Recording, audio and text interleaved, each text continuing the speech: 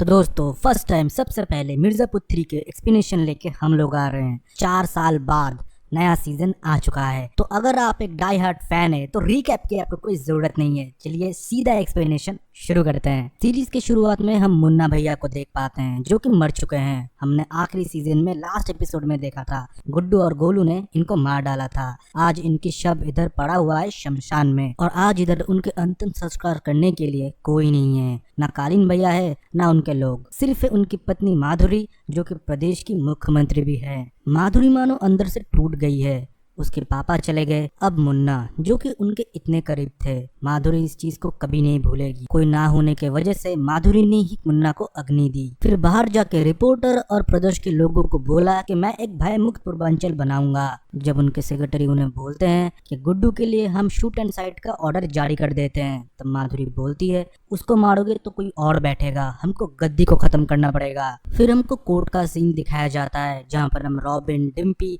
और गुड्डू के मम्मी और उसके पापा को देखते हैं। जहाँ पर कटघरे में एक हविलदार बोल रहा होता है जज को, साहब जब मैं आज सुबह स्टेशन खोला मुझे रमाकांत जी दिखे जो कि आके बोलते हैं कि उन्होंने मौर्य जी का खून किया है और वो सरेंडर करना चाहते हैं। मैं तो पहले एकदम ही घबरा गया, ये वकील साहब क्यों मौर्य जी को मारेंगे। तभी हम देखते हैं रमाकांत मिश्रा खुद ही खड़े हो जाते हैं। वो बोलते हैं मैंने मौर्य जी को मारा है, मैं गुनहगार हूँ, मुझे सजा दी जाए। तभी हम देखते हैं ऑपोजिशन का वकील जो कि मौर्य जी की तरफ से थे, वो बोलते हैं ये काम इन्होंने जानबूझ के किया, इनके सुपुत्र गुड्डू को कोई बिजनेस में हानि ना पहुंचे इसलिए मौर्य जी को इन्होंने मार डाला, इनको तो फांसी की सजा होना चाहिए। फिर जज सब कुछ सुनने के बाद ये बोलता है ठीक है, कुछ दिनों तक हम इनको कस्टडी में रखेंगे, आपके पास अगर कोई सबूत हो, कोई प्रूफ हो, आप पेश कर सकते हो। फिर हम देखते हैं पुलिस की वैन में इनको बिठाया जाता है और गुप्ता जी जाके ड्राइवर को पैसा दे देते हैं। पुलिस की जीप और वैन पीछे पीछे जाती है और कुछ टाइम बाद हम नोटिस करते हैं कुछ ब्लैक स्कॉर्पियो गाड़ी को रोक देते हैं। फिर होता है भौकाल, गाड़ी से कौन उतरता है, गुड्डू पंडित। फिर हम देखते हैं पुलिस वैन का डोर पुलिस खुद अपने हाथों से खोलते हैं और गाड़ी में जाते हैं गुड्डू पंडित अपने पापा से बात करने के लिए। वो बोलते हैं अब क्या सोच रहे हो, अब क्या सोच के ये सब कुछ कर रहे हो, आपको फांसी में लटका देंगे, मैं किसको खड़ा कर दूंगा, वो अपने ऊपर ये जिम्मेदारी ले लेगा। तभी रमाकांत बोलते हैं तुमको अपने किए कराई पे कोई शर्म नहीं है ना, मुझे है, ये सब कुछ करके गुड्डू तुम क्या ही हासिल कर लोगे। गुड्डू तब बोलता है मुझे चाहिए पावर, फुल इज्जत, उसके साथ मिर्जापुर की गद्दी भी। तभी उसके पापा बोलते हैं तुम गाड़ी से उतरो, स्टेशन के बाहर मेरी स्कूटर पार्क है, उसको घर तक छोड़ देना बस। दूसरी जगह माधुरी के ऑफिस को देखते हैं जहाँ पर हम शरद को देखते हैं। यहाँ पर शरद माधुरी से बोलता है मेरा फुल सपोर्ट आपके साथ है। माधुरी तब शरद से बोलती है कि मुझे आपकी सपोर्ट चाहिए नहीं, ऊपर से अगर आपको बचे रहना है तो आपको मेरी सपोर्ट चाहिए। तब शरद बोलता है हम लोगों को एक दूसरे का सपोर्ट चाहिए, जब मेरे पापा मरे थे तब मुन्ना मेरे साथ खड़ा था, मैं चाहता तो उसके अंतिम संस्कार पे आ भी सकता था, पर उससे आपके रेपुटेशन को हानि पहुंचता। अभी हम दोनों एक ही तरफ है, हमारा मकसद सिर्फ एक ही है। तब माधुरी बोलती है मकसद तो मेरा पूरा हो जाएगा, पर भय मुक्त प्रदेश बनाने में आप भी अड़चन डालते हो, मैं किसी को नहीं बख्शूंगा। शरद तब हामी भर के उधर से चला जाता है। जाते टाइम शरद माधुरी से पूछता है कालीन भैया का कुछ पता चला, तो माधुरी बोलती है नहीं, अभी तक उनकी बॉडी नहीं मिली। फिर हमको आजमगढ़ दिखाया जाता है जो कि पूर्वांचल के अंदर ही आता है। आजमगढ़ में हम देखते हैं कि गोलू एक गाड़ी में वेट कर रही होती है अपने लोगों को लेके। तभी सामने से हम एक लड़के को देखते हैं और पीछे वाला गोलू को बोलता है यही खबरी है, यही पहुंचाएगा हमको कालीन भैया की तरफ। मतलब गोलू, गुड्डू और ये सारे लोग कालीन भैया के बॉडी को ढूंढ रहे हैं। उनका शक है कि कालीन भैया का कहीं ना कहीं ट्रीटमेंट हो रहा है। फिर पीछे वाला वार्न भी करता है कि ये इलाका उतना सेफ नहीं है, इनका खुद का बाहुबली है। गुड्डू भैया का हम लोग वेट कर लेते हैं, पर गोलू नहीं सुनती, वो गन लेके अपने लोगों को लेके निकल जाता है उस लड़के को फॉलो करते हुए। बहुत देर तक वो लोग फॉलो करते हैं और ऊपर उनको एक बच्चा देख रहा होता है। फिर वो लोग कुछ टाइम बाद एक जगह पहुंचते तो हैं, किसी का तो ट्रीटमेंट चल रहा था, पर जब दरवाजा खोलते हैं वो देखते हैं कि कोई दूसरा है। फिर उधर वो लोग बातचीत सुलटा के लौट ही रहे थे, उनका तब रास्ता रोक दिया जाता है। तभी गोलू सबको शांत रहने के लिए बोलते हैं कि हम मिर्जापुर से हैं, हम किसी को ढूंढने के लिए आए हैं, मुझसे बैर लोगे तो गद्दी से बेईमानी करोगे। फिर भी वो लोग गोलू की तरफ देखते रहे। तभी पीछे से एक आवाज आता है कि ये मिर्जापुर नहीं है, इधर के बाहुबली हम हैं। तब गोलू जब उसके आंखों में आंखें डाल के बोलता है अगर तुम गद्दी के खिलाफ जाओगे तो तुम गद्दी के दुश्मन बनोगे। तभी वो इशारा करता है अपने लोगों को। तभी हम देखते हैं उस खबरी को वो लोग खींच के लाते हैं और गोलू के सामने ही मार डालते हैं। और मार के जाते टाइम वो बोलता है, गुड्डू पंडित पूर्वांचल चलाएगा यह अभी तय नहीं हुआ है, ये तय होगा सारे बाहुबली के समर्थन के बाद, और लड़की हो इसीलिए तुमको मैं जाने दे रहा हूँ। दूसरी जगह हम गुड्डू को देखते हैं जो कि अपने पापा की स्कूटर लौटाते हुए अपनी मम्मी को बोलते हैं कि तुम और डिम्पी मेरे साथ रहोगे, तुम्हारे जान को खतरा है। पर उसकी मम्मी नहीं मानती। तब गुड्डू बोलता है कि आप इतना जिद क्यों करते हो। तब उनकी मम्मी बोलती है कि अगर इस फैमिली में जिद्दी ना हुए तो मैं इस फैमिली का कैसा, मैं कहीं पर नहीं जाऊंगा, प्रदेश का सबसे बड़ा बाहुबली की माँ हूँ मैं, मुझे किस बात का खतरा। दूसरी जगह हम माधुरी और एक ऑफिसर को देखते हैं जो माधुरी को बोल रहा होता है, गुड्डू को खत्म करने के लिए ज्यादा कुछ नहीं, उसके दुश्मन बहुत है, उसको हम उसके ऑपोजिट खड़ा कर देंगे, गुड्डू ऑटोमेटिक खत्म हो जाएगा। और उस दिमाग से नहीं सोचता, दिमाग से वो गोबर बुद्धि है, कोई ना कोई तो गलती जरूर करेगा। माधुरी उसे खुला छूट दे देती है और ये बोलती है कुछ भी करो पर वो हम तक ना पहुंचे। त्रिपाठी भवन ने उसने माँ को और लल्ला को बंदी बना के रखा है, उनका बस ख्याल रख लेना। और माधुरी ये भी बोलता है अगर कालीन भाई का कुछ खबर मिले तो बताना, वो मिसिंग है, उनका बॉडी नहीं मिला अभी तक। तब वो ऑफिसर बोलता है ऐसे गैंगस्टर ये सब बड़ा कांड करने के बाद छुप जाते हैं। तब माधुरी बोलते हैं अब ये ख्याल रखिए वो एक मंत्री भी है। फिर हमको त्रिपाठी भवन दिखाया जाता है जहाँ पर हम मीना और उसके बच्चे को देखते हैं। तभी गोलू अंदर आता है और पानी पीने के बाद उससे मीना बात करने के लिए जाती है और बोलती है इतने स्ट्रेस क्यों ले रहे हो। तभी गोलू बोलता है धीरे धीरे सब लोग इंटरेस्ट ले रहे हैं गद्दी के लिए, हमको प्लान बनाना पड़ेगा नहीं तो गद्दी से हम हाथ धो बैठेंगे। 2 दिन के अंदर सारे बाहुबली लोगों ने मीटिंग बुलाया है और हमको भी जाना चाहिए पर गुड्डू को समझाना पड़ेगा। तभी उनके काम वाले भी बोलती है ऐसा ही नियम है, अगर कोई गद्दी पे नहीं हो तो मुखिया के लिए बाहुबली लोग वोटिंग करते हैं, मेरी ननिहाल है ना आजमगढ़ पे मुझे पता है। तभी गुड्डू भी रात को गोलू को बोलता है पश्चिम वाले इतनी इंटरेस्ट क्यों दिखा रहा है, हमारा मैटर है, हम लोग ही सुलटा लेंगे। और गोलू बोलता है गद्दी का एक नियम है, एक संतुलन है जो कि हमको मेंटेन करना रखना पड़ेगा, अभी हम गद्दी के खिलाफ नहीं गद्दी के दावेदार है। और दूसरी जगह हम शरद को देखते हैं जो कि बाकी कुछ बाहुबली को लेके मीटिंग बैठाता है अपने जौनपुर में और बोलता है कालीन भैया के लिए हमको सिंपैथी क्रिएट करना पड़ेगा, गुड्डू पंडित को गद्दी कभी ना मिले,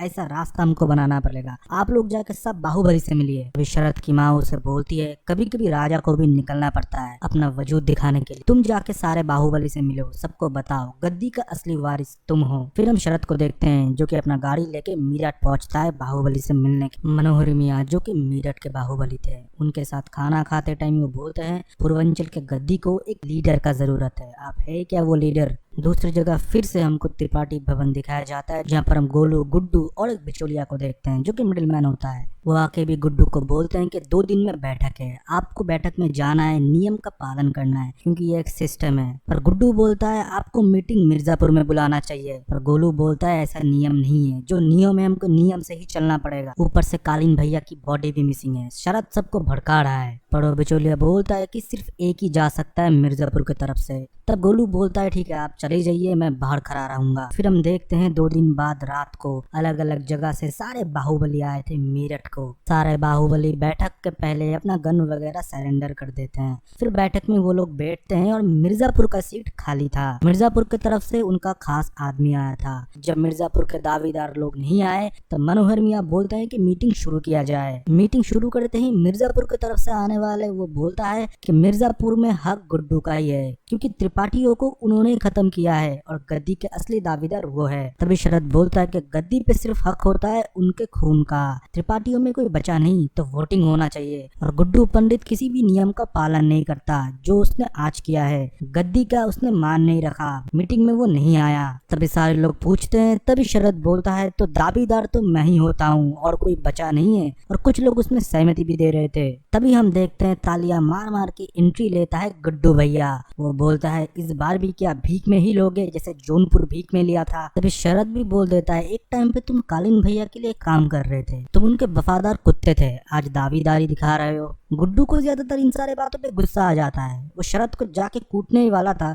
गोलू ने उसको सिखा के भेजा था कि दिमाग शांत रखना है, दावेदारी खुद के तरफ ही रखना है। तभी गुड्डू बोलते हैं पापा इनके काका गागा सिखाते थे, पता है ना उनके साथ क्या हुआ था, तुमको भी बलिया में मैंने ही कूटा था। तभी शरद बोलता है हाँ मुझे तो याद है, पर तुमको याद है तुमने अपना किसको किसको खोया है, एक को तो ऐसा खो दिया जो कि पेट में ही था। उस बात पे गुड्डू को गुस्सा आ जाता है और दोनों में हाथापाई शुरू हो जाता है। तभी मनोहर मियाँ इस फाइट को रुकवाते हैं और बोलते हैं गुड्डू पंडित और शरद शुक्ला अब दोनों ही दावेदार हो, अब दोनों को ही साबित करना पड़ेगा कि गद्दी के अब हकदार हो, दशहरा तक ही आप लोगों के पास समय है। तभी गुड्डू कुछ बोलने जाता है, तभी मनोहर मियाँ बोलता है दशहरा तक आप दोनों को खुद को साबित करना पड़ेगा, नहीं तो हमारा कॉपरेशन, हमारा इंटरफेरेंस होगा। जब सारे लोग बाहर जा रहे थे तब गुड्डू शरद को बोलता है, इतना उछल काहे रहे हो, जौनपुर तुम्हारे पास है, तुमको पता है गद्दी के असली हकदार हम हैं। तभी शरद बोलता है, गद्दी के जो असली हकदार है उसकी लाश अभी तक हमको मिला नहीं, तो कैसे तुम असली हकदार हुए। ये बोल के उधर से वो चला जाता है। तभी गुड्डू बोलता है, इतना कॉन्फिडेंस इसके पास आया कैसे। तब गोलू बोलता है, कालीन भैया इसी के ही पास है।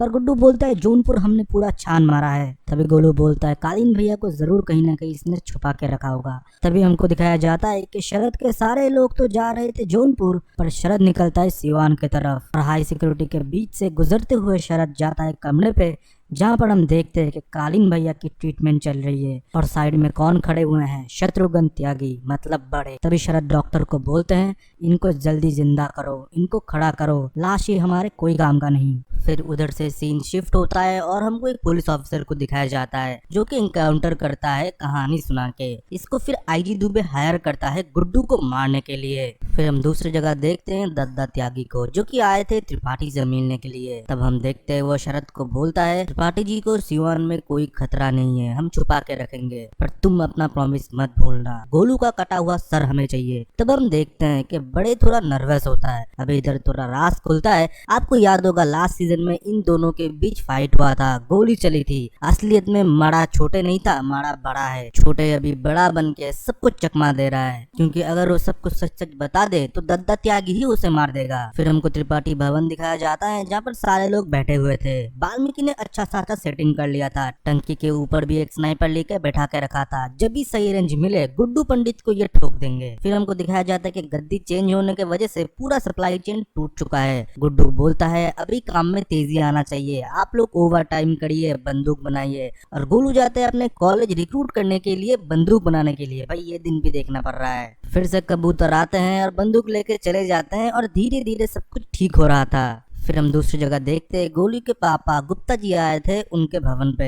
वो बोलते हैं आके, जो अफीम की खेती है वो माधुरी के नाम पे है, जो कि जेपी यादव ने किया था, और आपको अगर वो चाहिए आपको इलीगल तरीके से उसको हासिल करना पड़ेगा। और दूसरी जगह हम जेल पे देखते हैं जहाँ पर रमाकांत पंडित एंड लाला दोनों ही थे। शरद भी बहुत चालाक था, उसे भी पता है बिना अफीम के धंधे के वो पैसा नहीं बना पाएगा। फिर वो लाला के पास जाता है, उसको ऑफर देता है, मैं तुम्हारा बेल कराऊंगा, तुम अफीम का धंधा मुझे सौंप रहे हो, पर 50-50 प्रॉफिट रहेगा, तुम तुम्हारा नेटवर्क दोगे, मैं सप्लाई करूंगा। फिर हम देखते हैं वाल्मीकि आईजी दुबे को कॉल करते बोलता है, ये हर रोज 3 गाड़ी लेके निकलता है, फैक्ट्री से सीधा घर, घर से सीधा फैक्ट्री, पर कुछ पैसे लगेंगे इसको दबोचने के लिए। पूर्वांचल का कंपटीशन आने वाला है, उधर ही इसको मारेंगे। और दूसरी जगह हम सीएम के मीटिंग की जगह देखते हैं जहाँ पर सारे मंत्री उनसे खुश नहीं थे। माधुरी को भी समझ में आ गया कि बाहुबली से पैसे लेके ये लोग चलाते हैं अपने अपने एरिया, पर माधुरी ये टॉलरेट नहीं करेगी, उसको भय मुक्त पूर्वांचल चाहिए, इसलिए वो दिमाग में ही समीकरण बिठाती है। फिर हम देखते हैं त्रिपाठी भवन में आते हैं मास्टर जी, जो कि गुड्डू के टीचर थे। वो गुड्डू के पैर छूते हैं और इनविटेशन देते हैं मिस्टर पूर्वांचल की। वो बोलते हैं कि पहले कालीन भैया चीफ गेस्ट बन के आते थे, अब आप आएंगे।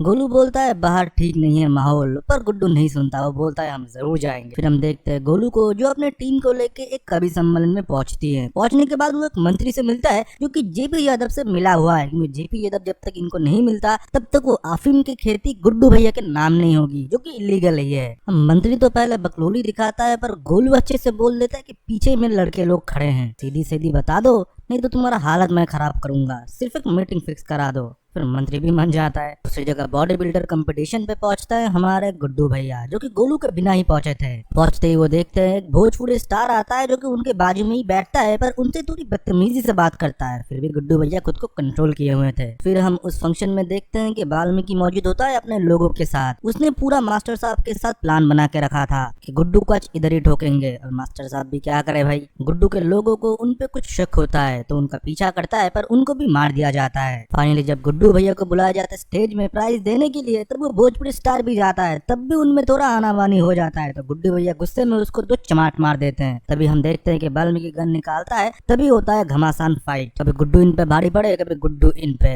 फाइट चल रहा होता है, गुड्डू धीरे धीरे सबको पेल देता है और लास्ट में वाल्मीकि उसे दबोच लेता है और एकदम गन पॉइंट में रखता है। तभी पीछे से गोलू की गाड़ी आता है और वाल्मीकि को ठोक देता है। वाल्मीकि अधमरा होकर पड़ा हुआ था। तब गुड्डू पूछता है तुमको किसने भेजा है, तब वो सब सच सच सच बता देता है। तभी वो भोजपुरी स्टार गुड्डू भैया से माफी मांगता है, पर गुड्डू भैया नहीं सुनते। वाल्मीकि के गन से उसे ठोक देता है और गोलू को बोलता है अपदा को मैंने एक अपॉर्चुनिटी में बदल दिया है, अभी देखो ना उनकी कैसी लंका लगेगी। और वही होता है, अगले दिन टीवी में दिखाया जाता है कि एक पुलिस ऑफिसर के थ्रू एक भोजपुरी स्टार मारा गया। तो माधुरी के सरकार को भी झटका लगता है और ऑपोजिशन मौका ना छोड़े, वो भी इंटरव्यू पे बोले जाती है कि इसके पापा का बहुत बड़ा एक्सपीरियंस था, पर यह अभी बच्ची है, ऐसे प्रदेश नहीं चलाया जाता। दूसरी जगह गुड्डू भैया का भी भौकाल देखो, वो पहुंचता है त्रिपाठी चौक में एवं कालीन भैया और उसके फादर के पूरे स्टैचू को वो हथौड़े से तोड़ता है अपना वर्चस्व दिखाने के लिए। इधर गुड्डू ने स्टैचू तोड़ा चौक में, और उधर हम देखते कि कालीन भैया को होश आ चुका है। लाइक ये बाहुबली है, 10% चांस है फिर भी ये जिंदा लौट सकते हैं। फिर हम देखते हैं कालीन भैया के होश आने के बाद शायद उनसे मिलता है। शायद जब उनको बोलता है कि ताऊ जी आपकी तबीयत कैसा है, तभी कालीन भैया उसको गन देने के लिए बोलता है और वो शरद की तरफ गन तान देता है और बोलता है तुमने मुझे क्यों बचाया। शरद तब बोलता है मुन्ना और आप में से मैं किसी एक को ही बचा सकता था, तो मुझे फैमिली पूरी करनी थी। मुन्ना को तो मैं बचा ना सका, पर मेरी फैमिली नहीं है, सर के ऊपर से मेरे पापा के हाथ हट चुका है, इसलिए मैंने आपको बचाया, आप भी फैमिली ही हो। भाई शरद का इसके पीछे मोटिव तो हम सबको पता है, जो कि है गद्दी। और दूसरी जगह हम देखते हैं जेल में रमाकांत जी से मिलने के लिए रॉबिन जाता है। रॉबिन उन्हें समझाता है कि आप अपने लिए केस लड़िए, वो बचाव के लिए अपने किया था, अगर आप केस लड़ते हो तो आप जीत सकते हो, आपको मरना नहीं पड़ेगा, आप फैमिली के बारे में सोचो। तभी पंडित जी बोलता है अगर तुम्हें खड़ा ही रहना है ना, तुम मेरे फैमिली के साथ खड़े रहो, तुम एक अच्छे लड़के हो, मेरे बाद मेरे फैमिली को संभालने वाला सिर्फ तुम ही हो। रॉबिन को ये बोलने के बाद वो फिर से सेल में चले जाते हैं। और दूसरी जगह माया जी दुबे को देखते हैं, जो कि कुछ दिनों के लिए सस्पेंड हो चुके थे, क्योंकि माहौल को भी तो शांत करना था। और दूसरी जगह हम छोटे को भी देखते हैं, जो बड़ा बन के गोलू को कॉल करता है और सब कुछ बोलता है, मेरी भाई की जान तुमने लिया है, तुम्हारा कटा हुआ सर मुझे चाहिए। गोलू बोलता है शौक से आ जाओ मिर्जापुर, रास्ता तो पता है ना, और ये तुम्हारे फैमिली के इंटरनल मैटर है, मैंने तो कभी उससे प्यार किया ही नहीं, वो सिर्फ एक व्यापार था। और हम फिर से माधुरी को देखते हैं, जो कि आनंद से बात कर रही होती है कि मीडिया हम पे हावी हो रही है, अगर उनको चुप कराना है तो कुछ अच्छा काम करना पड़ेगा। आनंद भी उसे सुझाव देता है कि आपका पापा का एक प्रोजेक्ट था जो कि अभी भी अधूरा है, अगर वो हम पूरा कर देते तो हमारा भी नाम होगा, एक साथ हम दो काम कर लेंगे, आपका पापा का मूर्ति भी स्थापना हो जाएगी और आपको सिंपैथी भी मिलेगा। तब माधुरी बोलती है कि इसके लिए हमको भारी फंड चाहिए। तब आनंद बोलता है आपके पापा के लिए फंड जेपी यादव भी लाते थे। और माधुरी बोलता है उनको अंडरग्राउंड ही रहने दो, उनके लिए पार्टी की छवि बहुत पहले ही खराब हो चुकी है। फिर आनंद माधुरी को शरद के बारे में बोलता है कि उसके पास आपके लिए एक डील है। शरद फिर उससे मिलता है और बोलता है लाला के बारे में, जिसके पास आप ही में, अगर हम उसका नेटवर्क शुरू कर दे आपको अच्छा खासा पैसा मिलेगा, आप आपका प्रोजेक्ट भी शुरू कर सकते हो। पर माधुरी बोलती है सब कुछ ठीक है, पर लाला को मैं बेल नहीं दिला सकता, मेरे पास और अच्छा प्लान है। फिर हमको छोटे को दिखाया जाता है, जिसकी भाभी उसके साथ लिपटना चाहती है, पर वो नहीं चाहता क्योंकि वो उसके भाई की पत्नी है, इसलिए वो ज्यादातर घर नहीं रुकता, हमेशा अवॉइड ही करता है। दूसरी जगह हम गोलू को देखते हैं, जो कि अपना नेटवर्क बिछा चुकी थी, वो कालीन भैया को ढूंढने के लिए कुछ भी कर सकती है, इसलिए इस बार उसने खबड़ी सिवान की तरफ भेजा। फिर हम जेल में देखते हैं कि पंडित जी कुकिंग कर रहे होते हैं, उसके साथ और एक बंदा था जिसका नाम होता है गेरुआ। गेरुआ के ऊपर कोई हमला करता है तो वो गेरुआ उसे मार डालता है, और सारे लोग पंडित जी को पहले बोले थे कि गेरुआ वकील लोगों से बहुत चिढ़ता है, उनको मार देता है वो, पर गेरुआ पंडित जी को नहीं मारता।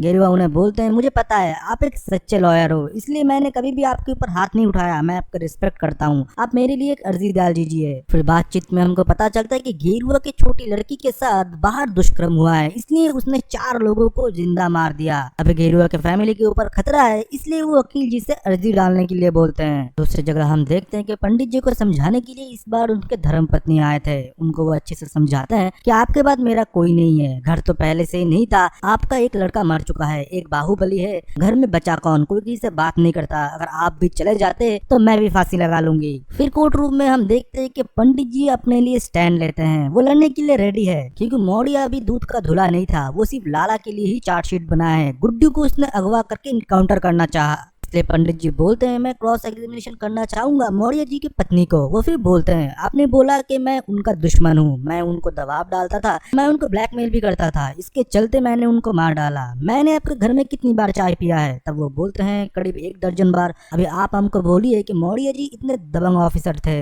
वो किसी ब्लैकमेलर को अपने पत्नी से बने हुए चाय पिलाएंगे। तभी एंट्री होता है कोर्ट में आईजी दुबे की, जो कि अपनी यूनिफॉर्म वापस पाने के लिए माधुरी जी के कहने पे गलत इन्फॉर्मेशन देने के लिए आ चुके थे, मतलब गलत गवाही। फिर भी पंडित जी बोलते हैं मैं ये केस ईमानदारी से लड़ूंगा, मैं किसी से डरता नहीं। फिर हम शबनम को देखते हैं जो कि लाला से मिलने के लिए गई थी। वो बोलती है, अब्बू आप क्या ये बिजनेस बंद कर रहे हो? तभी लाला बोलते हैं कि जेल के अंदर से बेटी ये बिजनेस मैं नहीं कर पाऊंगा, तो बाहर इसको शरत देखेंगे, प्रॉफिट वो बोल रहे हैं आधा आधा देंगे। तो शबनम बोलते हैं, आपको क्या शरत पे भरोसा है? विरासत में मुझे सिर्फ आपका बिजनेस ही मिला है, मैं ये बिजनेस गुड्डू पंडित के साथ करना चाहूंगा। आप सोचिए कौन मुझे धोखा दे सकता है, गुड्डू पंडित या शरद? लाला भी शबनम के बात का इशारा समझ गया, इसलिए वो उसको पर्ची दे देता है और बोलते हैं कि गुड्डू पंडित के साथ ही हम बिजनेस करेंगे। फिर हम देखते हैं शबनम पहुंचती है त्रिपाठी भवन और गुड्डू से बात करती है कि मैं चाहता हूँ कि अफीम का बिजनेस हम दोनों मिलकर करें। गोलू को शबनम बिल्कुल पसंद नहीं था, इसलिए पहले वो मना कर देती है और गुड्डू भैया भी। तभी वो जब बोलती है कि ये ऑफर मैं शरद के पास भी लेके जा सकता हूँ, उसने भी ये डील रखी है, तभी तुरंत गोलू हाँ बोल देती है, क्योंकि ये पैसे का मामला है, नहीं तो शरद इस चीज को टेक ओवर कर लेगा और ये लोग कमजोर पड़ जाएंगे। फिर हम देखते हैं सारे लोग एग्री हो जाते हैं, पर शबनम बोलता है कोई एक ही जा सकता है गद्दी की तरफ से। तब बीना भी बोलता है दो लड़की जाएंगे तो सही नहीं बैठेगा, गुड्डू भैया को जाना चाहिए। तब गोलू को थोड़ा गुस्सा आता है, फिर भी वो मान जाती है। जाते टाइम गुड्डू भैया को सही सलामत रहने के लिए बोलते हैं और शबनम और गुड्डू भैया ही जाते हैं काठमांडू। काठमांडू जाने के बाद शबनम बाहर रुकती है और गुड्डू भैया जाती है अंदर डील करने के लिए। वो लोग बहुत ही बड़े सप्लायर थे और पूरे नेपाल में उनका अच्छा खासा दबदबा था, और गुड्डू उधर दिमाग शांत रख के उन लोगों को इम्प्रेस कर लेता है और डील क्रैक करता है। होटल पहुंचते ही गुड्डू भैया गोलू को कॉल करता है और सब कुछ बताता है कि डील क्रैक हो चुका है, पर आज रात को हम होटल में ही रुकेंगे। गोलू को पता था कि वो शबनम के साथ है, पर गोलू बोलता है मैंने आपसे पूछा नहीं है, पर सही सलामत रहिएगा। तभी जब रात को गोलू सो रही होती है, तभी उसके इन्फॉर्मर का उसके पास कॉल आता है कि सिवान में कालीन भैया छुपे हुए हैं, उनका ट्रीटमेंट चल रहा है। तभी गोलू डिसाइड करती है कि वो जाके कालीन भैया को उधर ही खत्म करेंगे। वो गुड्डी को बहुत बार कॉल करता है, पर गुड्डू फोन नहीं उठाता, क्योंकि बाजू में शबनम खड़ी हुई थी। वो उसके साथ मूवमेंट बनाने की कोशिश करता है और लड़का भी बहक जाता है हमारा। फिर उन दोनों में थोड़ा मूवमेंट शेयर हो जाता है। गोलू फिर उधर से खुद ही निकल जाती है कुछ लोगों को लेके। जाते टाइम वो रॉबिन से मिलता है कुछ पैसों के लिए, क्योंकि गोलू ने बोला था मेरा खाता पूरा बंद कर दो, क्योंकि इन्फॉर्मर को पैसे चाहिए था। फिर हमको देखने को मिलता है जो इन्फॉर्मर ने गोलू को इन्फॉर्मेशन दिया था, असलियत में वो एक चाल था जो कि छोटे ने रचा था। फिर हम लोग देखते हैं वो लोग रात को सिवान के लिए निकलते हैं, पहुंचते पहुंचते सुबह हो जाते हैं। फिर कालीन भैया को जिस घर में रखा गया था उधर उसका इन्फॉर्मर उन लोगों को लेके जाता है। फिर वो लोग एक एक को मारते हुए ऊपर पहुंचते कालीन भैया के कमरे की तरफ। गोलू फिर दरवाजे से देखता है कि अंदर कालीन भैया लेटे हुए हैं, पर गोलू बोलता है ये इतना आसान नहीं हो सकता और अपने टीम को बैक जाने के लिए बोलता है। तभी उनके ऊपर घमासान हमला होता है और गोलू के सारे टीम मेंबर मर जाते हैं। गोलू कैसे भी करके एक टेबल के नीचे छुप जाती है और रोने लगती है। फिर वो सोचती है कि मैं अगर मरा तो कालीन भैया को मैं लेकर ही मरूंगी। तब वो दरवाजा खोल के जब कालीन भैया की तरफ बढ़ती है, तभी उसके ऊपर छोटे गोली चला देता है और गोलू उधर नीचे ही ढेर हो जाती है। फिर कालीन भैया को दूसरी जगह शिफ्ट कर देते हैं ये लोग। शरद तब उससे पूछता है कि कितने लोग आए थे और गुड्डू और गोलू कौन लीड कर रहा था। तब छोटे बोलता है उसमें से कोई नहीं, सिर्फ उन्होंने लोग भेजे थे। तब शरद बोलता है जरूर कुछ न कुछ गड़बड़ है, अगर उन दोनों को बदला लेना है वो खुद के हाथों से कालीन भैया को मारना चाहेंगे, ना कि लोग भेज के। तभी शरद बोलता है ये जगह भी सेफ नहीं है, ताऊ जी आप अपने घर जाओगे जौनपुर। फिर अगले दिन गुड्डू भैया की नींद खुलती है और वो गोलू के बारे में पूछती है, किसी को कुछ भी नहीं पता था। फिर अपने एक आदमी को बुलाते हैं जो कि गोलू की टीम में काम करता है। वो बोलता है दीदी हमको हर काम में रखती नहीं थी, सिर्फ कट्टा एंड पैसा मुझसे मंगाई थी और बोली थी कि हेवी अटैक करना है, एक इन्फॉर्मेशन मिला है। तभी गुड्डू को लगता है शरद ने ये सब कुछ किया है, इसलिए वो जौनपुर के लिए रवाना होता है। और दूसरी जगह हम कालीन भैया को देखते हैं जो कि जौनपुर आ चुके थे और शरद की माँ खुद उनकी आरती उतार के घर में बुला रहे थे, क्योंकि उनका मोटिव भी एक ही था, उनका बेटा गद्दी में बैठे। तब जब शरद को पता चलता है कि गुड्डू निकला है और मार्केट तक पहुंच चुका है, शरद भी तब अपने गैंग को लेकर पहुंच जाता है गुड्डू के सामने। फिर दोनों लोग जब एक साथ सामने होते हैं तब गुड्डू बोलता है गोलू को इज्जत से लौटा दो, अगर उसको कुछ भी हुआ तो पूरा जौनपुर हम जला देंगे। तभी शरद बोलता है गोलू मेरे पास नहीं है, अगर मेरे पास होता तो दो कंडीशन होते, पहला तो मिर्जापुर के बॉर्डर में उसका लाश मिलता, सेकंड तुम जौनपुर में इतने आसानी से घुस नहीं पाते।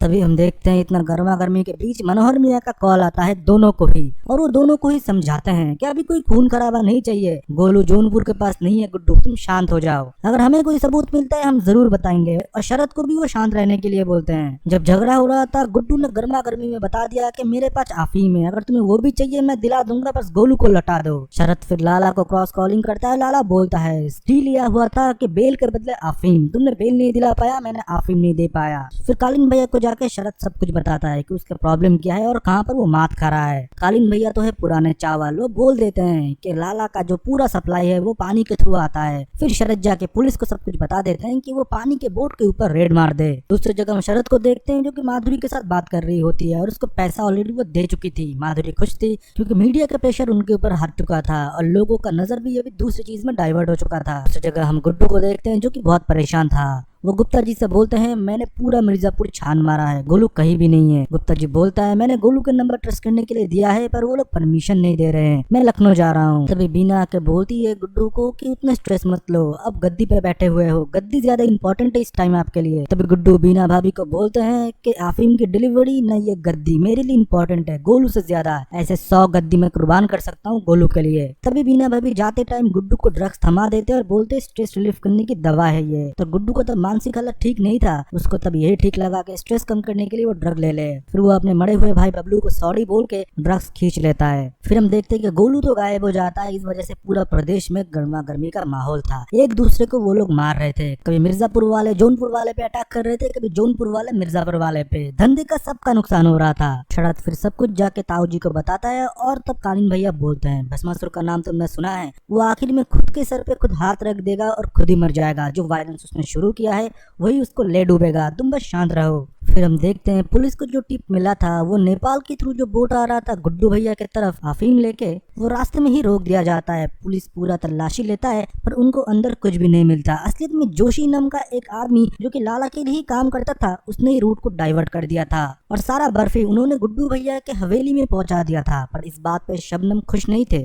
वो बोलती है कि तुमने रूट को कॉम्प्रोमाइज कर दिया, तुम्हारे गुस्से की वजह से उन लोगों को पता चल गया कि हमारे बर्फी कहाँ से आते हैं। तब गुड्डू बोलते हैं ठीक है नेक्स्ट टाइम हम रूट चेंज कर लेंगे, उतना चिंता की कोई बात नहीं है, वायलेंस तो नहीं रुकने वाली। तब शबनम बोलती है इतना सब कुछ वायलेंस उस गोलू के लिए तुम्हारा। असलियत में शबनम गुड्डू से प्यार करती है पर गोलू के लिए उसका इतना पॉजिटिव होना शबनम को पसंद नहीं था, इसलिए गोलू के बारे में वो अनाप शनाप बक देती है। पर गुड्डू भैया को तो गुस्सा आता है और शबनम को पकड़ लेती है कि तुम्हें पता है कि तुम किसके पास जाके सेफ हो, शरद के पास या मेरे पास, तुम भी बिजनेस ही करने आए हो तो तुम अपने बाप की ही बेटी, पैसा भिजवा दूंगा, बर्फी तुमने दिया है ना। तब शबनम मना कर देती है क्योंकि शबनम के मन में गुड्डू के लिए एक सॉफ्ट कॉर्नर है ना कि बिजनेस। धीरे धीरे हम अगले दिन देखते हैं बीना और गुड्डू मिलकर बात कर रहे थे कि अभी तो इस बर्फी को सप्लाई करना पड़ेगा पूरे पूर्वांचल पे। बर्फी तो सप्लाई हो रहा था पर शरद के आंखों में नींद नहीं था, चाहता था कि लाला की बर्फी बाहर ना बिके।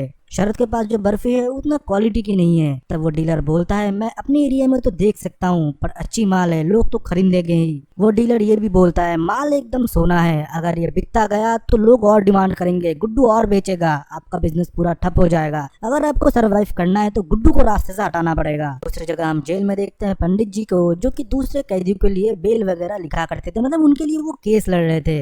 तभी उनकी मुलाकात एक कवि से होता है जो कि पब्लिक में नेताजी के बारे में अनप शनप बोल गए कविता के थ्रू, इसलिए वो आज जेल में है। लाला फिर पंडित जी से बोलता है कि आप सबके लिए केस लड़ रहे हो, आप मेरे लिए भी लड़ो। तब पंडित जी बोलते हैं कि आपको भी पता है कि आप एक क्रिमिनल हो। तब लाला बोलता है मैं कोई क्रिमिनल नहीं हूँ, मैं एक बिजनेसमैन हूँ। क्रिमिनल आपका बेटा है जो कि आज बाहर सांस ले रहा है पर केस मुकदमा मेरे ऊपर चल रहा है। और हम गुप्ता जी को फिर देखते हैं जो कि लखनऊ पहुंचे थे नंबर ट्रेस कराने के लिए, पर पुलिस वाले उनकी मदद नहीं कर रहे थे। उनमें से एक ऑफिसर बोलता है गोलू एक क्रिमिनल है, पुलिस क्यों उनका नंबर ढूंढे, हम तो उनको मार गिराना चाहते हैं। दूसरी जगह मंत्री कार्यालय में देखते हैं जहाँ पर माधुरी ने सारी स्पीकर तबादला करा दिया था। ये देखकर मंत्री सोलंकी सीएम निवास पहुंचते हैं क्योंकि उनके परमिशन के बिना स्पीकर तबादला नहीं हो सकते हैं, ये रूल के खिलाफ थे। पर माधुरी बोलती है मैं कुछ भी कर सकती हूँ, अगर आपको पसंद नहीं है तो आप रिजाइन कर सकते हो। के साथ ये भी ऐलान कर देती है जिनको जिनको पीछे से बाहुबली का सपोर्ट है, पैसा आ रहा है, अगर वो भी चाहे वो भी रिजाइन कर सकते हैं। फिर उधर से सीन शिफ्ट होता है और हमको छोटे को दिखाया जाता है जो कि गोलू को अगवा करके बंदी बना के रखे थे। अभी भी उसके लिए उसका सॉफ्ट कॉर्नर था और छोटे गोलू के सामने बड़े होने की प्रिटेंड कर रहे थे, पर गोलू को एक मिनट में पता चल गया कि ये बड़े नहीं है, ये छोटे हैं। फिर हम सीएम कार्यावास को देखते हैं जहाँ पर आनंद बोलते हैं सोलंकी को ये सब बोलने के बाद वो जरूर कुछ न कुछ करेगा, वो अगर पुराने चीजों को खोदने लगे, अगर जेपी यादव तक वो पहुंच गया तो जरूर वो लोग कुछ न कुछ करेंगे। तब माधुरी बोलती है अब जरीना किधर है, तुम उसको बुलाओ, वो इस पार्टी को अंदर से जानती है और जेपी यादव के लिए जरीना ही काफी है। हम जरीना को देखते हैं जो कि पार्टी में एक छोटे कार्यकर्ता ही थे, उनको कोई सीरियस नहीं लेता था, वो जगह जगह भाषण भी देते थे तो लोग सिर्फ उसके रूप देखने के लिए आते थे और उनके डांस। फिर हम देखते हैं कि जरीना को सीएम निवास से कॉल आ जाता है और दूसरी जगह हम देखते हैं कि विपक्ष पार्टी जाके जेपी यादव से मिलते हैं जो कि अंडरग्राउंड थे। और दूसरी जगह हम देखते हैं कि पंडित जी की पूरे परिवार जाते हैं उनसे मिलने के लिए। पर तब जेलर बोलते हैं कि आज कुछ कैदी को रिहा कर दिया जाएगा, इसलिए जेल में आज जलसा होने वाला है। फिर हम देखते हैं जलसे के बीच में वो कवि जो अपना कविता सुनाता है और उसके हाथ में एक पेंसिल था। कविता खत्म होने के बाद लाला उसे शाबाशी देता है, पर वो कवि उस पेंसिल से ही लाला को खत्म कर देता है। असलियत में ये एक शरद का चाल था। शरद ने इसको जेल में भेजा था लाला को मारने के लिए। अगर लाला खत्म तो नेटवर्क खत्म, यही वो सोच रहा था। दूसरी जगह हम गोलू को देखते हैं जो कि छोटे से कह रही होती है कि तुमको किसी का पड़ा नहीं है, तुम्हारे बड़े भाई से ही सब लोग प्यार करते हैं, तुमको तो अभी तक तुम्हारे दद्दा निकम्मा ही मानते हैं। कोई बिजनेस शुरू करने के लिए जाते थे तब भी तुमको रोक दिया जाता था, तुम्हारे आते तुम्हारे मामा को मरवा दिया। और तुम्हारे घर में सब सिर्फ बड़े से ही प्यार करते हैं। अगर तुमको ये सब चीजों को चेंज करना है, तुमको सिर्फ एक चीज को बदलना पड़ेगा, दद्दा त्यागी को मार दो। छोटा इसके लिए बिल्कुल रेडी नहीं था, उसका दिमाग काम करना बंद कर चुका था, इसलिए वो गोलू को 4 थप्पड़े मार देता है। दूसरी जगह हम देखते थे कि जरीना सीएम निवास आ चुकी थी और पार्टी की छवि बदलने के लिए वो सीएम साहिबा को सिखा रही थी कैसे आपको अच्छे से भाषण देना है और क्या झूठे वादे करके सिंपैथी गेन करना है। इसमें जरीना माहिर है। तभी आनंद के पास बीना का कॉल आता है। वो बोलती है कि मैं त्रिपाठी निवास में बिल्कुल सेफ नहीं हूँ, गुड्डू से मुझे खतरा है, जल्दी इधर से मुझे लेके जाओ। तुरंत ही वो फिर फोन कर देती है। दूसरी जगह हम कालीन भैया और शरद के माँ को भी देखते हैं जो कि पत्ते खेल रहे होते हैं। तभी शरद के माँ के पास भी बीना का कॉल आता है और सेम बात वो शरद के माँ को भी बोलता है और तुरंत ही फोन काट देती है। पर शरद की माँ कालीन भैया को कुछ भी नहीं बताती। और दूसरी जगह हम जौनपुर में देखते हैं जो कि चेकिंग चल रहा होता है, जहाँ पर इन्फॉर्मर छोटे को बताता है कि गोलू को ढूंढने के लिए इधर नाका चेकिंग चल रहा है। तभी छोटे बोलते हैं किसी को कुछ भी नहीं पता चलना चाहिए, इस पूरे प्रदेश में एसपी लोगों का चेंजमेंट हुआ है, तुम लोग अब शांत बैठो, मैं बोलूंगा आगे क्या करना है, तब तक गोलू की न्यूज कहीं बाहर नहीं जाने चाहिए। और दूसरी जगह हम लाला के फ्यूनरल पर देखते हैं जहाँ पर शबनम अपने बच्ची को लेकर रो रही होती है। दूसरे छोर पे गुड्डू भी खड़ा हुआ था, पर कोई एक दूसरे से बात नहीं करता। फिर हम रात को देखते हैं बार में जब छोटे दारू पी रहा होता है तब तो शरद आके उसको ज्वाइन करता है और उसे बोलता है कि बदला लेके तुमको कैसा लग रहा है। तब छोटे अच्छे से समझ नहीं पाता है कि शरद क्या बोल रहा है। तब वो बोलता है मुझे पता है, गोलू को तुमने गायब किया है और उसको तुमने जान से खत्म कर दिया है। छोटे तब बोलता है मेरे ऊपर तुम इल्जाम मत रखाओ, मैंने गोलू को गायब नहीं किया है, ना वो मेरे पास है। नेक्स्ट टाइम से मेरे ऊपर झूठे आरोप लगाने से पहले 10 बार सोचना, हम लोग त्यागी है। फिर हम कालीन भैया और शरद के बातचीत को देखते हैं जहाँ पर कालीन भैया बोलता है तुम शांति प्रस्ताव रखोगे, अगर तुम ये रखते हो तो सारा मैसेज ये जाएगा कि तुम व्यापार को बचाना चाहते हो, क्योंकि अभी गोलू को ढूंढने के लिए गुड्डू जो वायलेंस कर रहा है उससे व्यापार का नुकसान हो रहा है। सब लोग सोचेंगे तुम बहुत ही मैच्योर हो और गद्दी के असली हकदार हो। तब शरद को वो बोलता है कि तुमने मुझे मौत के मुंह से बचा के लिया है, मैंने प्रबंध लिया था कि मेरे बाद गद्दी में मुन्ना ही बैठेगा, जब मुन्ना ही नहीं रहा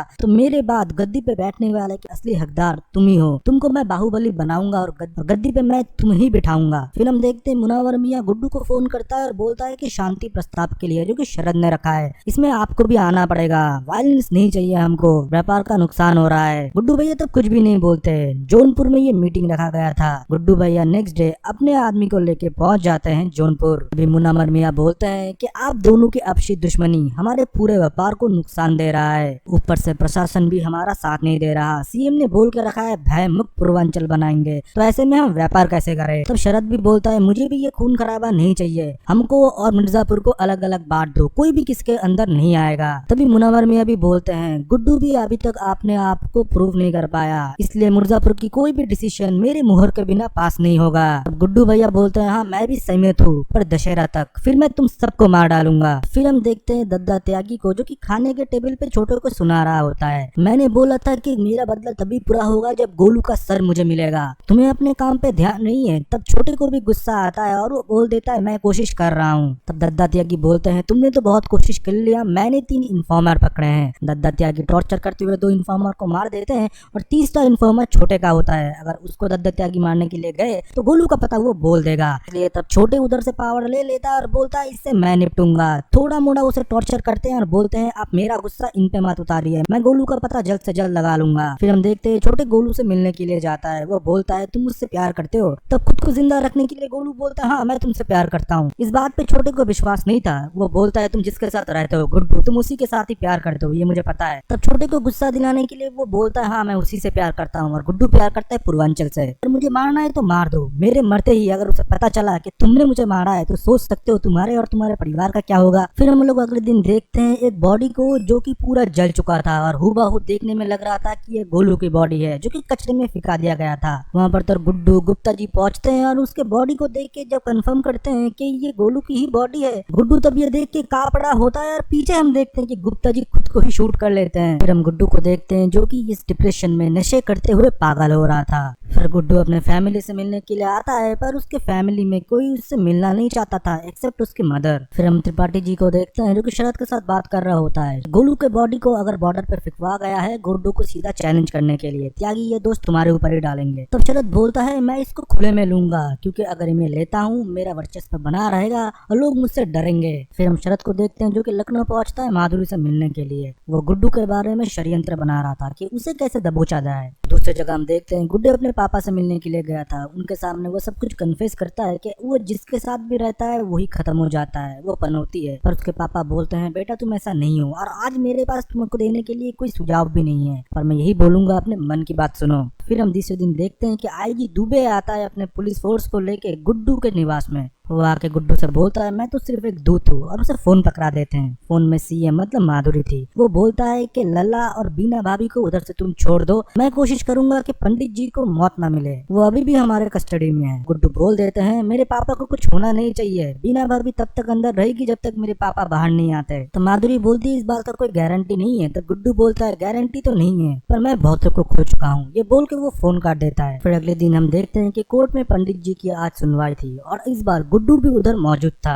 और हम फिर छोटे को भी देखते हैं जो कि अपनी बच्ची को स्कूल लेके जा रहा था, जो कि वो पहले कभी करता नहीं था। और जब रोजाना अपने बच्चों को स्कूल ले जाने लगा तब भाभी को उसके ऊपर शक हुआ, इसलिए इस बार उसने उसका पीछा किया। और पीछा करते ही वो पहुंचती है उस कमरे की तरफ जहाँ पर वो गोलू को बंदी बना के रखा था। छोटे उसे देख लेता है, तब अपने भाभी को पकड़ता है, पर वो बोले जा रही थी कि ये लड़की कौन है, ये बड़े नहीं है ये छोटे हैं। तब छोटे कुछ भी नहीं देखता, अपने भाभी को भी इस कमरे में बंद कर देता है। तो जगह हम कोर्ट रूम में देखते हैं कि गुड्डू भैया के लोग रेडी थे, जब जज राय सुनाएगा वो लोग हमला कर देंगे। तभी रॉबिन खड़ा हो जाता है जज के जजमेंट सुनाने से पहले और बोल देता है कि मैंने सारे एविडेंस गुड्डू भैया के रिगार्डिंग मैंने पंडित जी को दिया था, फिर उन्होंने केस किया और फिर से मानो ये केस डिले हो जाते हैं और बोलते हैं कि अगले हफ्ते फिर से हम इसकी सुनवाई करेंगे। और रॉबिन को प्रूफ लाने के लिए कोर्ट बोल देते हैं। फिर उसी दिन रात को गुड्डू घर जाता है, घर जाके देखता है कि रॉबिन, डिम्पी और उसकी माँ एक साथ बैठी हुई हैं। वो पहले तालियां मारते हैं और बोलते हैं हैप्पी फैमिली, तुम तो इस फैमिली के राजा बेटे हो, और जो तुम्हारे पास इन्फॉर्मेशन है वो कॉन्फिडेंशियल था, तुमने जबान दी थी कि इन्फॉर्मेशन कभी बाहर नहीं जाएगा। तब रॉबिन बोलता है मैं ये फैमिली के लिए किया। गुड्डू भैया को धीरे धीरे गुस्सा चढ़ने लगता है। रॉबिन तब ये भी बोलते हैं आपके पास जो भी है अब उनकी कदर नहीं करते है, इसलिए सब लोग तकलीफ में थे, मैंने गोलू को भी समझाया था। तब गुड्डू भैया बोलते हैं तुम गोलू से मिले थे? तो रॉबिन बोलते हैं हाँ, उस दिन उन्होंने लास्ट पैसा सेटलमेंट करके इधर से चले गए थे। तब गुड्डू भैया बोलते हैं पूरे शहर में मैं चीखता गया कि गोलू किधर है, तुम्हारे मुंह से चू नहीं निकली। तो गुस्से में वो रॉबिन को मारने लगता है और आखिर में टेबल में पटक के उसकी जान ले लेते हैं। दूसरी जगह हम देखते हैं भरत पूरा पैकिंग वैकिंग करता है। वो बोलता है कि बच्चे आपके पास ही रहेंगी, मैं और मेरी बीवी थोड़े वेकेशन के लिए जा रहे हैं। तब उसकी माँ बोलती है दादा की भी बात सुन लिया करो, उससे उतने उत्तेजित होकर बात मत करो, वो छोटे की याद में है, उनसे भी वो बहुत प्यार करते थे, अभी तुम्ही को ही देखना है बड़े। तब बड़े बोलते हैं आपको मैं अगर ये बोलूं कि मैं बड़ा नहीं हूँ, मैं छोटा हूँ, आप मानोगे? आप भी दादा की तरह चाहोगे मुझे खत्म कर दिया जाए? तब उसकी माँ बोलती है मुझे पता है तुम बड़े नहीं हो, मेरे 2 बेटे थे, उनमें से एक जिंदा हो, अभी तुम्हारे ऊपर डिपेंड करता है तुम कौन बन के रहना चाहते हो। और दूसरी जगह हम देखते हैं कि गोलू सलीनी को मैनिपुलेट कर रही होती है कि वो बड़े नहीं है वो छोटे हैं, आपके पूरे फैमिली को खत्म कर देंगे अगर उसको जिंदा रहना है, नहीं तो दद्दा त्यागी उसे नहीं छोड़ेंगे। और ये बोलते बोलते सलोनी को अपनी टीम में कर लेती है और अपने हाथ का हथकड़ा भी खोल लेते हैं और बोलती है जब वो दरवाजा खुलेगा हमको दोनों को अटैक करना पड़ेगा अगर जिंदा रहना है तो। फिर हम देखते हैं गुड्डू को पकड़ने के लिए पूरे प्रदेश की पुलिस चले गए थे क्योंकि रॉबिन को उन्होंने मारा था और रॉबिन था उस केस की गवाही, और गुड्डू ने रॉबिन को मारा है ये बयान डिम्पी और उसके माँ ने ही दिया है। फिर हम देखते हैं गुड्डू भैया को त्रिपाठी भवन से उठा लिया जाता है पुलिस के वैन पे। फिर एंट्री होती है सीएम की जो कि बीना और लल्ला को अपने साथ लेके चले जाते हैं। दूसरी जगह हम जेपी यादव को देखते हैं जो कि टीवी में जरीना को देख के उसके अंदर का जानवर जग जाता है। वो अपने रखे हुए और एक आदमी को बोलता है जरीना को एक प्राइवेट मीटिंग के लिए बुलाओ पैसे देके। फिर हम दूसरी जगह देखते हैं शरद माधुरी से मिलती है और माधुरी उसे खुशखबरी देता है। वो बोलता है कि गुड्डू को हमने उठा लिया है और वो अब जेल पे ही सड़ेगा। माधुरी और शरद की नजदीक बढ़ रहे थे जब शरद ने बोला कि हमको तुमको गुड्डू चाहिए। माधुरी मना कर देती है, वो बोलती है ये प्रशासन देख लेंगी, उसको हम फांसी की सजा देंगे। अभी तुम्हारे हाथ में फैसला है शरद, मैं तुम्हारे साथ नई जिंदगी शुरू करना चाहता हूँ। अभी तुम्हें पुराने दलदल में जाना है या तुमको मेरे साथ नई शुरुआत करना है। तब शरद नई शुरुआत ही चुनता है और गुड्डू को वो इनके जिम्मे में ही छोड़ देता है। दूसरी जगह हम जेपी यादव के आदमी को देखते हैं जो कि जरीना को पैसा पहुंचाती है और बोलती है कि प्राइवेट मीटिंग है, पर नाम नहीं बताती। और दूसरी जगह माधुरी को देखते हैं जो गुड्डू से मिलने के लिए गए थे। माधुरी तब उसे बोलती है कि तुम कुछ टाइम के ही मेहमान हो, फिर तुम नहीं रहोगे इस दुनिया पे, ना रहेगा तुम्हारा वर्चस्व। गुड्डू भैया बोलते हैं मैंने लाइफ में 2 टाइम ही मुन्ना भैया से इम्प्रेस हुआ था, कॉलेज में उनका लाइफ जीना चाहता था, अभी आपको मुन्ना भैया तो नहीं रहे, उस कबूत के लिए अभी भी आप लड़ रहे हो। तब माधुरी बोलती है अगर मुन्ना का बदला लेना होता तो कब का मैं तुमको मार दिया होता, मुझे भय मुक्त पूर्वांचल चाहिए, वायलेंस से मुझे नफरत है। और जेल में ऑफिसर को भी बोल के जाते हैं कि इसको अच्छे से कुटाई करो। और दूसरी जगह हम देखते हैं कि गोलू और सलोनी रेडी थी, जब कमरे में छोटे आएंगे ये हमला कर देंगे, पर छोटे दरवाजा खोल के ही प्रिटेंड करता है कि वो बड़ा है, पर सलोनी समझ नहीं पा रही थी। वो बोलती है सलोनी तुम बाहर जाओ, छोटे का कुछ अंश मेरे अंदर बचा हुआ था, अब इसको मैं खत्म करूंगा। सलोनी मानो उसके ऊपर बिलीव करने लगी थी, पर इससे पहले गोलू अपना हथकड़ी खोल लेती है और सलोनी को ढाल बना के बाहर चली जाती है, सलोनी का कलाई काट के।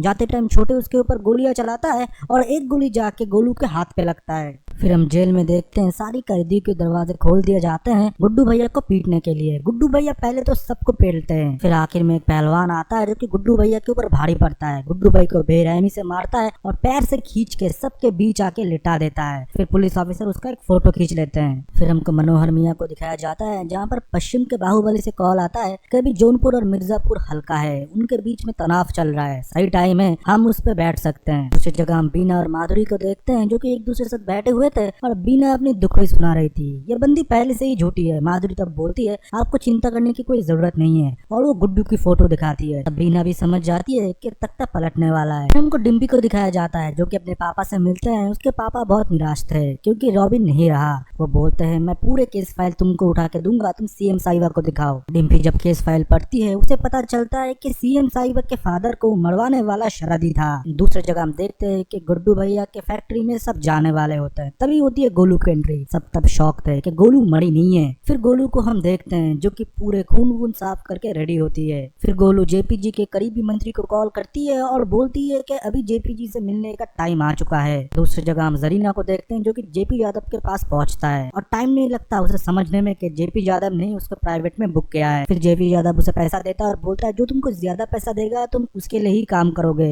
अभी सही समय है। माधुरी से मंत्रिमंडल में कोई खुश नहीं है, हम इस सरकार को पलटेंगे, इसके लिए मेन कड़ी तुम बनोगे, सबको हमारे तरफ डाइवर्ट करने के लिए ऑपोजिशन से मिलकर हम सरकार को गिराएंगे। और वही होता है। नेक्स्ट डे हम देखते हैं कि सारे मंत्रिमंडल को लेके जरीना जा रही थी ऑपोजिशन के तरफ, पर आखिर में ही जरीना गेम पलट देती है। वो पहुंचती है सीधा शरद के पास। शरद फिर ऑपोजिशन को धमकी दे देता है कि जेपी यादव को बिल में छुपे रहने के लिए बोलिए, जो माधुरी के खिलाफ है वो मेरे खिलाफ है, मंत्रिमंडल इधर ही बंद रहेंगे। और दूसरी जगह हम गोलू को देखते हैं जो कि जेपी यादव को ढूंढते हुए उनके निवास पहुंचते हैं। जेपी यादव से जाके वो बोलता है अगर आपको पुराना पोजीशन वापस चाहिए और अपना दबदबा चाहिए, एक ही आदमी आपको दिला सकता है, वो गुड्डू पंडित, जो कि त्रिपाठियों को एकदम निर्वंश कर दिया। दूसरी जगह हम डिम्पी को देखते हैं जो कि माधुरी से जाके मिलती है और बोलती है कि शरद ने ही आपके पापा को मरवाया था और मोड़िया जी की सारी वीडियो एविडेंस वो दिखा देती है। माधुरी के पैरों तले मानो तभी जमीन नहीं था। वो बोलते हैं ठीक है तुम एविडेंस रख के जाओ, हम देखेंगे। फिर हम देखते हैं उस दिन रात को शरद को बुलाया था माधुरी ने और पूछता है तुम मुझसे कुछ छुपा तो नहीं रहे ना। शरद तब बोलता है नहीं, मैं भी तुम्हारे साथ हूँ, न्यू लाइफ शुरू करने वाला हूँ, और हाँ एक चीज मैंने तुमसे छुपाया है, पर वो छुपाना जरूरी था,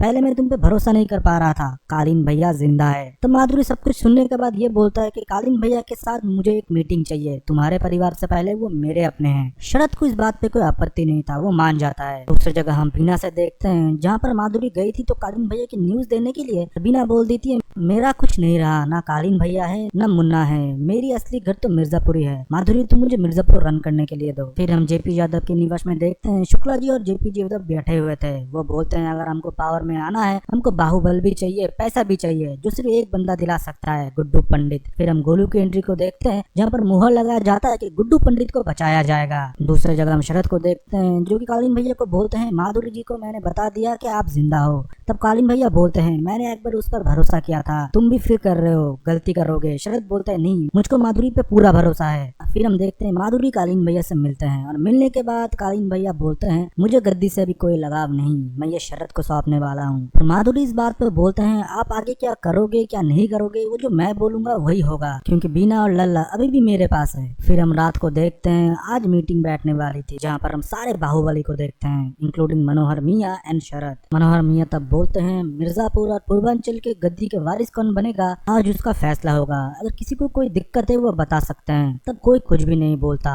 तब मनोहर मियाँ बोलते हैं अभी ऊपर से ऑर्डर है कि पूर्वांचल को और मिर्जापुर के गद्दी को देखने के लिए पश्चिम के सहारा चाहिए। तब शरद बोलता है जिस क्षेत्र में आप मेहमान बन के आए हो इस क्षेत्र का मालिक बनने का सपना कब देख लिया। तब शरद को मनोहर मियाँ बोलते हैं इधर कोई नेगोशिएबल नहीं होगा, ये एक ऑर्डर है। तो शरद बोलते हैं कि पूर्वांचल को किसी के सहारे की जरूरत नहीं है। फिर हम देखते हैं कालीन भैया धीरे धीरे एंट्री ले रहे थे, सारे गुंडे शौक थे और उनके पैर छू रहे थे। तभी हम देखते हैं कि कालीन भैया की एंट्री होती है और सारे बाहुबली हक्के बक्के रह गए थे, वो लोग खड़े हो जाते हैं और कालीन भैया को सलाम ठोकते हैं। तभी मनोहर मियाँ बोलते हैं कि गद्दी को अपना असली मालिक मिल गया, आप और बाबूजी मिलकर ही सारे कानून बनाए थे, इस गद्दी का असली हकदार सिर्फ आप ही है। तभी कालीन भैया बोलते हैं मैं इस गद्दी पे नहीं बैठूंगा, इस गद्दी का जो असली हकदार है और कोई नहीं वो शरद शुक्ला है, आज से मिर्जापुर की बाहुबली शरद शुक्ला है। फिर शरद शुक्ला जब गद्दी की तरफ बढ़ते हैं तब कालीन भैया बोलते हैं आखिरी बाहुबली और उसके तरफ गोलियां चला देते हैं और शरद नीचे ढेर हो जाता है। फिर एक एक करके वो सारी बाहुबली को मारने लगते हैं और ऊपर से पूरा पुलिस प्रशासन अटैक करता है और सारे बाहुबली को मार गिराते हैं। शरद के अंदर फिर भी जान बचा हुआ था, वो सिर्फ गद्दी की तरफ बढ़ता है और कालीन भैया उसे गद्दी की तरफ बिठाते हैं और शरद उधर ही दम तोड़ देता है। ये सब माधुरी का ही प्लान था। दूसरी जगह हम देखते हैं कि मुख्यमंत्री गाड़ी से बीना और लल्ला को लेके जा रहे थे, पर रास्ते में एक गाड़ी रोक दिया जाता है और फिर से हम ब्लैक स्कॉर्पियो को देखते हैं जहाँ पर गाड़ी से और कोई नहीं कालीन भैया उतरते हैं और बीना तब शौक थी और कालीन भैया अपने बच्चे को और बीना को अपने पास रख लेते हैं। फिर हम दूसरी जगह देखते हैं कालीन भैया पुलिस के थ्रू जेल में जब पहुंचता है, पुलिस जब गुड्डू को बुलाता है वो गुड्डू नहीं था,